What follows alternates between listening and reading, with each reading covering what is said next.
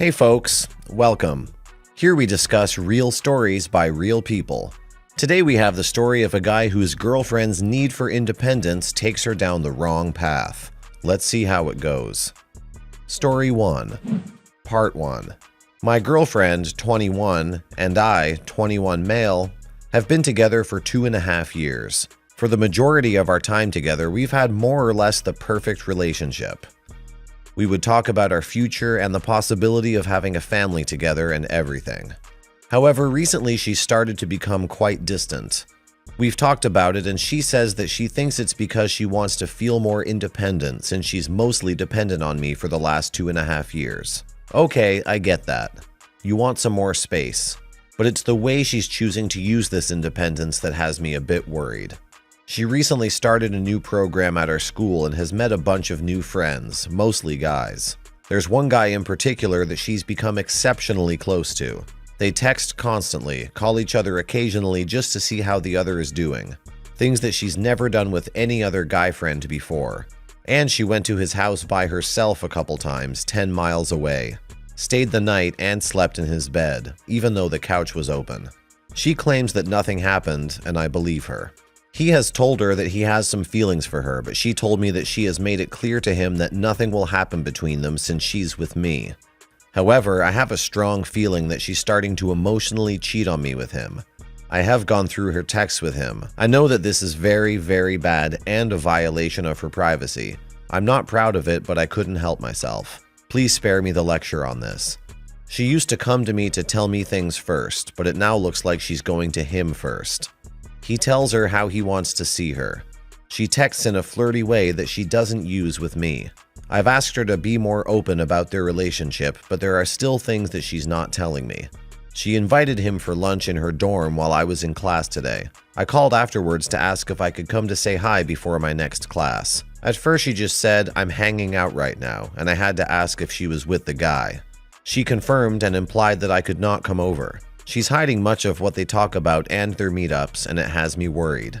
I'm trying my best not to smother her, but it's hard seeing her seek out so much attention from a guy who has already declared his feelings for her. She's very bad at lying and keeping secrets, so I know that if she ever did cheat, she would tell me. I've been telling her that I'm not completely comfortable with her relationship with him, but she hasn't done much to help me with that. I'm sorry if this sounds like rambling. I really just wanted to get this off my chest. If anyone could help put this into perspective a little bit and offer some mature way to handle this situation, that would be wonderful. Thanks for reading. Edit. I talked to her about it when she slept on his bed, and she apologized and pledged never to put herself in a situation where that could happen again. I trust that if anything happened physically that she would tell me.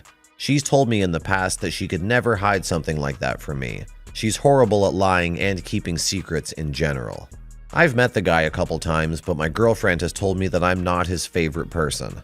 He's jealous, so she makes sure that we're never around at the same time because it makes him uncomfortable. Update. When she came home, we were talking about everything. I told her I felt that she was emotionally cheating on me.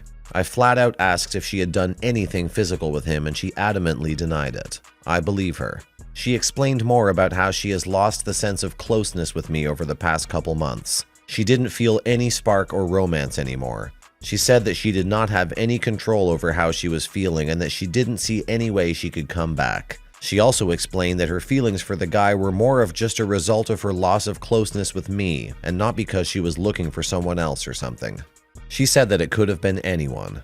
Not that it negates the fact that she emotionally cheated, but that's how she explained it. I haven't forgiven her for it yet. We decided to end it. She said that there was nothing I could have done and that she felt like she had no control over her emotions. But it ended gracefully. We had been best friends for 2 years and we'll continue to be best friends and to be there for each other. Oddly enough, we both felt closer to each other after we talked about everything than we had in a long time. We still continue to be important people in each other's lives, but we'll no longer be in a romantic relationship. Thanks to all the people who didn't insult me in my original post.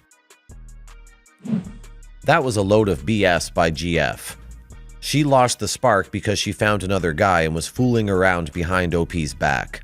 She made the decision to hang out with the other guy and sleep in his bed, and I don't believe nothing happened when she slept on the bed with him. These are adults. Adults don't just do nothing when in bed together. Either way, this was a sinking relationship. I'm glad OP got out. Now for some comments. You caught her, she decided to duck out with the least damage to her reputation as possible. She probably slept with him and they can now be a couple for a while. All in all, it's a rather good result for you, even though you don't get to feel morally superior or anything. You'll find someone better, don't let her shift all the blame to you. Just so you know, OP, her relationship with him is the reason she lost feelings for you, not the other way around like she says. Be happy you get to move on to someone who knows how to make a committed relationship work. Yeah, sorry all that happened to you, but moving on is the best thing for you. Also, I'd avoid trying to be her friend for the time being. Odds are she was physical with the guy. If she felt no reason to tell you the truth while you were dating, she certainly has no reason to tell you the truth now. Let her run off with him and have her fun. It'll only hurt you to see her in their honeymoon phase. Story 2. We've been together for 11 years, married almost 1. Had the daughter together and we all live in the house I paid for. I also pay 100% of everything, including spending money when she needs it.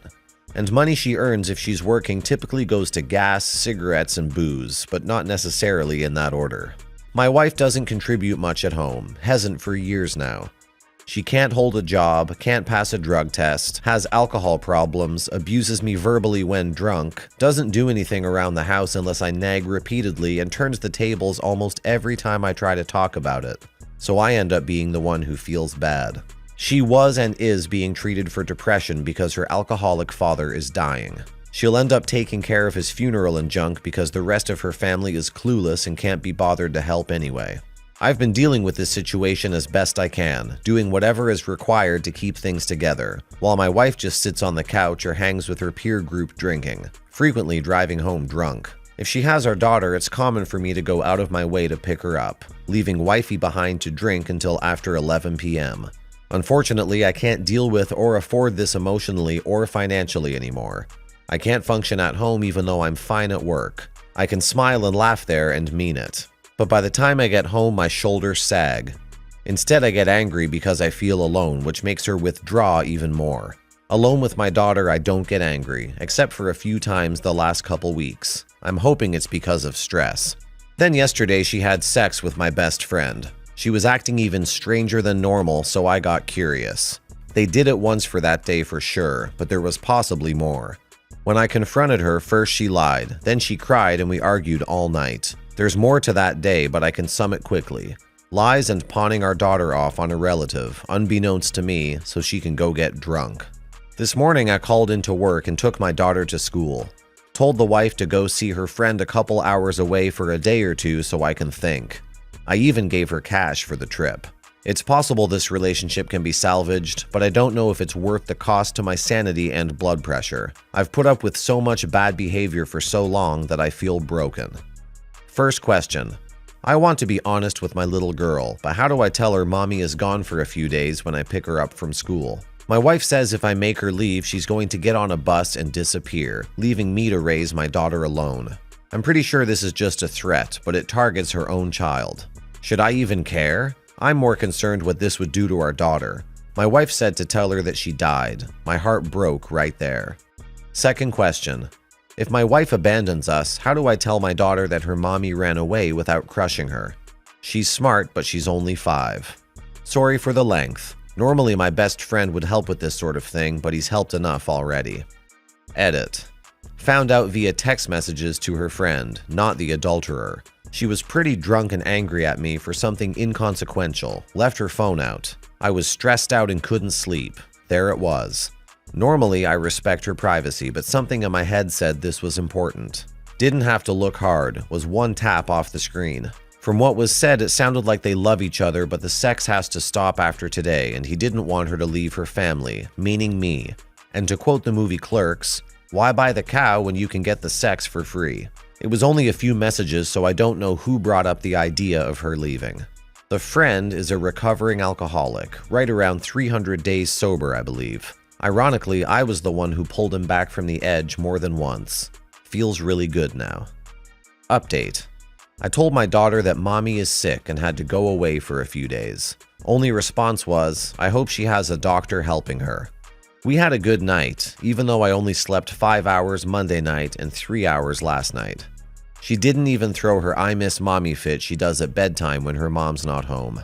I had sent a mildly threatening text to my former friend earlier today, and his response was nuclear, threatening legal action. Dumb idea in the first place, not even going to bother with that one. Now for some comments.